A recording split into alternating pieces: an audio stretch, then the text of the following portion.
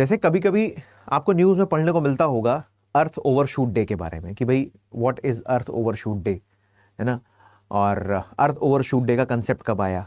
सो अगर एग्जाम में मान लो अर्थ ओवरशूट डे से क्वेश्चन आता है तो उसके लिए एक इंफॉर्मेशन ले लो, ये इंपॉर्टेंट है, आपके एग्जाम में काम आ सकती है। पहली बात तो ये समझना है कि जो अर्थ ओवरशूट डे है इसका कंसेप्ट यूके का एक इकोनॉमिक थिंक टैंक है, ध्यान रखिएगा, एंड्रयू सिम्स नाम है, Andrew Sims of UK think tank economic foundations, इन्होंने इस कंसेप्ट को लाया के बारे में बताया।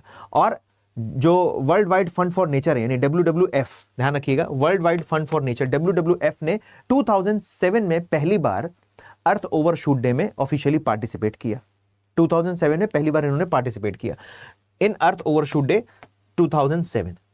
It is computed by the global footprint network. अब बेसिकली क्या कंप्यूट करते हैं, क्या कैलकुलेट करते हैं, तो ये बेसिकली कैलकुलेट करते हैं कि प्लैनेट की एक तो बायो कैपेसिटी, ठीक है, प्लैनेट की बायो कैपेसिटी प्लस उसके अलावा ह्यूमंस इकोलॉजिकल फुटप्रिंट, यानी मानव का क्या इकोलॉजिकल फुटप्रिंट है, ठीक है, और उन दोनों को कैलकुलेट करके, उन दोनों का, इन प्लैनेट्स की बायो कैपेसिटी और ह्यूमन का फुटप्रिंट, इन दोनों को डिवाइड करते हैं, मल्टीप्लाइड बाय 365 कर देते हैं, उससे अर्थ ओवरशूट डे निकल कर आ जाता है। अब बेसिकली आपके दिमाग में सवाल आ रहा होगा सर प्लैनेट बायो कैपेसिटी क्या है। So basically planets biocapacity is the amount of ecological resources earth is able to generate that year. Amount of कितना इकोलॉजिकल रिसोर्सेस अर्थ ने उस साल जनरेट किया है, इसी को हम अर्थ ओवरशूट डे के नाम से जानते हैं।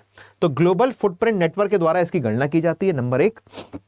दूसरा है एंड्रयू सिम्स, जो यूके थिंक टैंक के एक सदस्य हैं, उनके बारे में पता होना चाहिए। 2007 में WWF ने इसमें पार्टिसिपेट किया।